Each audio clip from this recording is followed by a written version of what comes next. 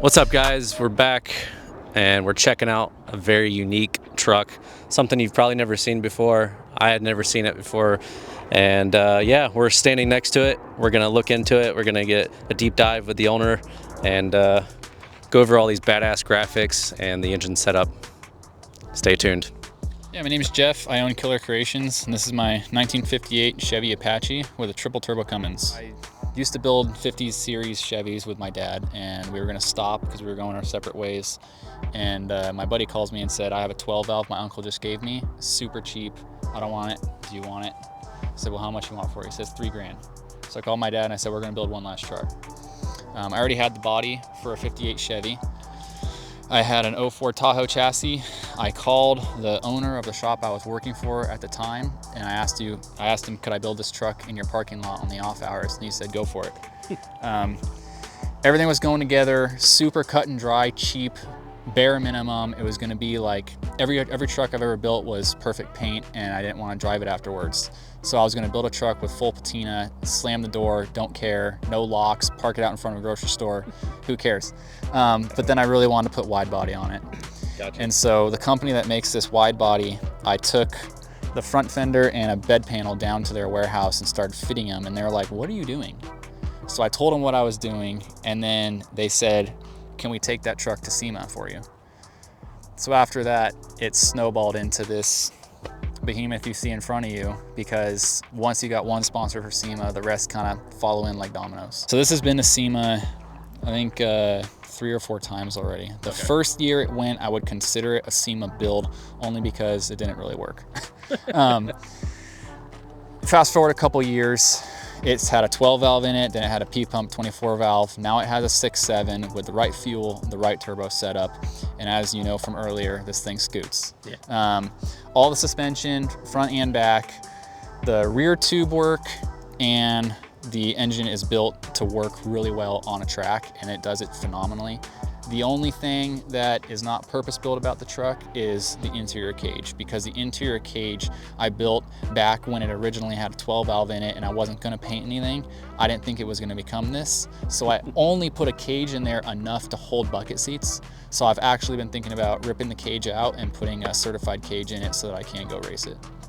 So I didn't build the engine, a buddy of mine built it. He was shooting for 1,000 horse in his stock 3rd gen truck. He made 980 and gave up. So I bought the motor out of his truck.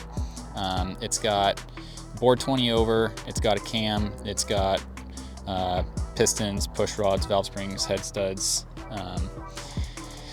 It doesn't have a girdle, but it can handle 1,000 horse in this light truck easily. I wouldn't push it any higher than what it currently is. They're all 300 series turbos. Okay. I called Power Driven Diesel and told them what I wanted to make, and I wanted them to be triples, and they said, run this setup. This is exactly what we run in our drag truck, and it works really well for us. And I have to say they were absolutely correct. I make peak boost at about 2,800 RPMs, and I make over, I think on the dyno I made 75 PSI, which I'd love more, but at that point it'd almost be undrivable, because even in tune 1 it breaks traction every shift at a wide open throttle. Was there a reason why you went 3 turbos? Like, the main reason I went with 3 is because my dad had a saying growing up, anything worth doing is worth overdoing. So everybody does compounds, so let's add a 3rd one. Yeah, why not, right? Speaking of that, like, what is your goal with this? Because it looks like you've built it for like autocross or track. So is that your purpose with it, is racing it on the track in the future?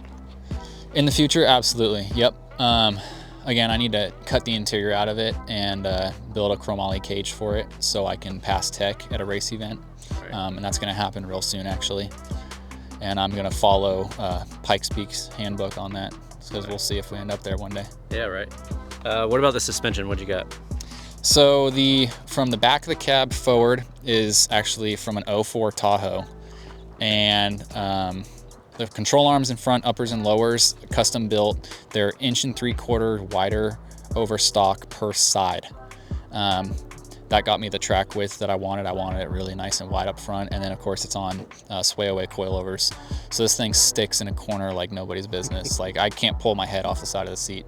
The rear is all tube chassis. All of my previous fabrication experience was off-road related. So in the back of that truck, if you kind of cover the small tires in your vision, it looks like an off-road pre-runner back there. It's all tube chassis, coilovers, and trailing arms. Sick. Is it adjustable, all of it? Semi-adjustable. I could adjust ride height a little bit, but how I have it set currently is right within my parameters of getting the ride quality I want, as well as traction on track. For the brakes, I have Willwood manual brakes, front and rear. I have 14-inch rotors, front and rear, with 6-piston calipers, front and rear, which is why oftentimes I can't do a burnout, because if you're not accounting for the weight of the truck, I have 50% braking power in front and 50% in the back, so it shoves through the front brakes whenever I try to do a burnout. The handbrake inside is completely unnecessary. I did it just for shits and giggles. And I did add separate calipers on the back axle just for that, because everybody I ever talked to said if you try to run it off the same calipers as your foot brake, usually you have to double pump the handle, and I didn't want to do that. So I spent the money and I put 2 extra calipers in back, so it's on its complete own setup for the handbrake. This body I bought from a production studio out of California, and it was Clint Eastwood's truck in Every Which Way But Loose. Really? The scene with the monkey hanging his arm out the window, that was this truck. He owned it personally. He sold it to the production company. The production company was going to restore it. They went through some of the body work, had some pieces primered, and then gave up on it. So that's when we acquired it. The front fenders were not from that truck, because that truck was actually a 55. The only thing that was from that truck is the cab. These 58 fenders are off of a different truck I had. This is from the same truck. The bed is actually from a 64 C10, because I hated the factory 58 fleet side beds. I mean, front bumpers from a 73 C10. What else? Wide body is supposed to be for a 2019 Mustang. But it fits. With some trimming, it does fit. Yeah. Yep. It goes really well with the flow of the body. For sure. And these headlights are like aftermarket headlights you get online? These headlights I actually bought off eBay, and they were made for a Harley. That's awesome. That intercooler is a Mishimoto factory replacement for a 2nd-gen Dodge. So these wheels were provided to me by my sponsor TIS. The fronts are 20x10 with a 0, rears are 20x12 with a -44, and these are R888Rs. So these are the stickiest street tire that Toyo makes. Toyo is also a proud sponsor. Yes, these were powder coated that color. They came black with milled finish. Nice. They're sick, man. I really like the way they look. They really like take the truck and just transform it into something different. Not everybody might like the purple, man, but I love it. And then it looks like you have your exhaust just come out literally right on the side of the fender here. Was that always the plan, or was that kind of how it played out with the turbos being there? Truthfully, I wanted a hood stack from the get-go, but a hood stack with how much soot this thing blows on a track, I'd never be able to see right. Yeah. So out the fender's fine, because even when this is flowing as much coal out the side as possible, it never reaches above the window. So I still have full view no matter what throttle percent I'm at. Gotcha. Sweet. To the back here. It's a 30-gallon tank. I have no idea what the range is. I have never driven it that far at one time, and I don't track my odometer. Yeah, that's a meth tank. It is set up for math. I don't use it. I haven't needed to, but it is there if I choose to do so one day. And then yes, the custom-built radiator in the back. There was no room up front, and truthfully, I like the way it looks back here. It also follows that off-road style vibe. Yeah, kind of like the Baja stuff. Mm-hmm. And then you have a transmission cooler. Yep. Nice. So tranny cooler, and then your overflow tank up at the top. Did you have to fully build this wing spoiler concept going on here, or is this something that you just found online that was just like perfect, or what's the story? APR Performance was a sponsor of ours first year going to SEMA. They built the wing for me. That's their standard wing. You can tell them how wide you want it. And that wing creates 1,800 pounds of downforce at 180 miles an hour. Wow. Those wing supports we designed, and actually the blower shop CNC cut them for us. This rear end is out of a 2011 Escalade, so it's the smaller 14 bolt. It's got a really aggressive limited slip in it, and I believe the gears are 342s if I'm correct. I was actually going to gear it a little lower, but after the first test drive on this motor, I was able to do, it pulls so hard through all the gears, and I can still do 90 miles an hour in third gear. So I'm perfectly happy with the gearing. I think if I geared it any lower, then I'd have more severe traction issues. So I have a full manual valve body 48RE, which is a Dodge transmission out of the early third gen trucks, built by Darkside Diesel, also another proud sponsor. So that's a ratchet shifter. So basically sequential, but it's kind of dummy proof to make sure that you don't accidentally throw it in the wrong gear. Right. I originally had an AEM system on this truck. This whole truck used to be wired through AEM electronics. And to say the least, I hated it and I could never figure it out, and everybody I talked to couldn't figure it out either. So I had been going like almost 4 years not being able to figure out how to set up gauges on this truck, because with a 6.7, it's an electronic motor, and with a standalone, there's only a couple companies that make a standalone harness, and the ECM had to read off all the sensors, and there just wasn't enough spots on the motor for me to run my own like analog gauges kind of thing. Right. So I'd gone like 4 years with not being able to figure out gauges for this thing until I was talking to the owner of Darkside Diesel, and he had like a light bulb. He was like, what if we got you an actual Windows tablet, not a Samsung or an Apple, but Windows? Because then we can run the same tuning software that we use when we go out and do data log testing. Yeah. So essentially that's an HP Tuner's data log system set up right there. It's like when you open up your computer and go run a data log on a truck, that's what that Windows tablet does. So it's reading all live feed, and I can read everything I need to read. We run tunes through HP tuners, and we have a 5-position switch on this. So tune 1 is only 500 horsepower, and then it incrementally goes up to tune 5, and tune 5 is 1,075. So it's your kill mode, basically. Yeah, pretty much. And what were you on earlier down the street? I was on tune 5. Nice. I pretty much only ever bring it down to tune 1, just because tune 1 has a rev limiter, so when I'm pulling into a show, I'll hit rev limiter for people, but otherwise it's pretty much tune 5. The throttle pedal is out of, it's either an 07 or an 08 truck, I have to confirm, but that's the only pedal that will work with the standalone harness that this motor runs off of. It's an electronic pedal. So drive-by-wire. Okay, so you don't have a throttle cable. No, and which is very, very frustrating, because that pedal is like the most awkward pedal in the world to mount. Of course. And it's a really, really long pedal. Yeah, I see that. It like sticks. Yeah, I actually cut it in half and built some metal tabs to move it over some, just to make it a little more comfortable for myself. Right. Like your knee's completely bent and you're just, it's like stretched out. Yep. Yeah, and then customs column and all that. Yeah, this is aftermarket glass, and I'm actually trying to find somebody local that I can take it to have plexiglass made for it. Okay. That brings me to the next question. How much does this truck weigh? Actually, it's full tank of gas and me in it, it's 4730. 4730.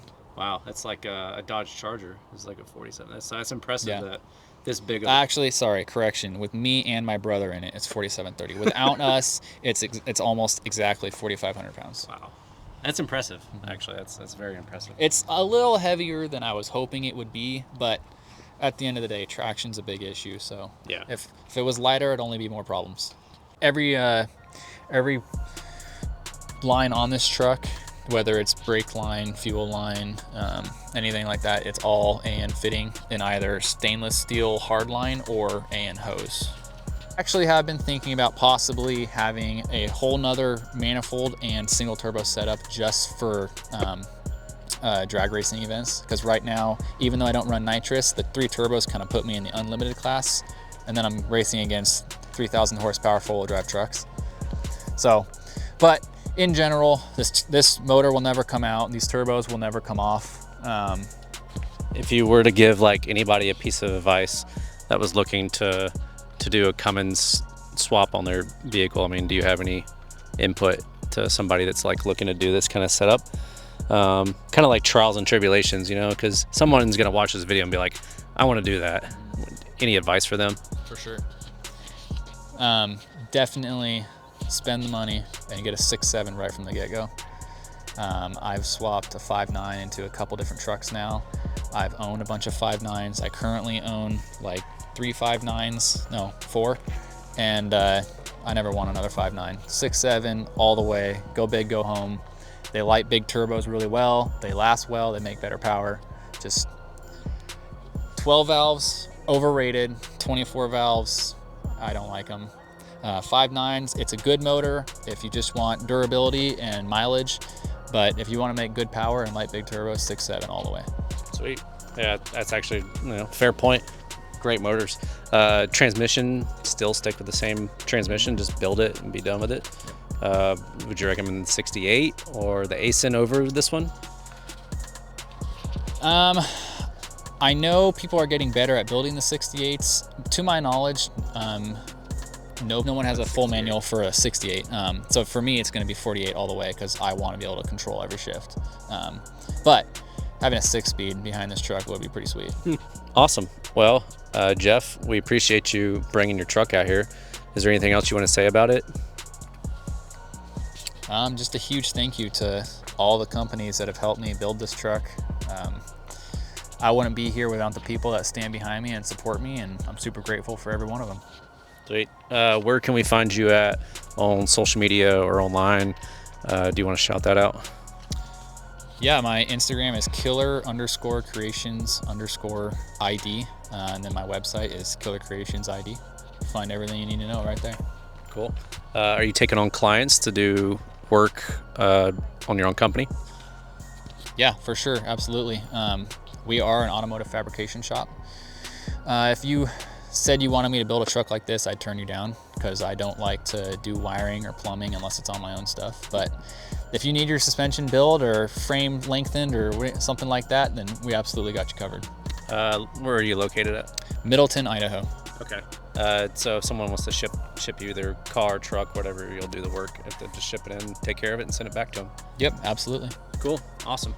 Well, Jeff, we appreciate you coming out. And thanks, guys, for watching the video and checking out this badass truck. We'll see you in the next one.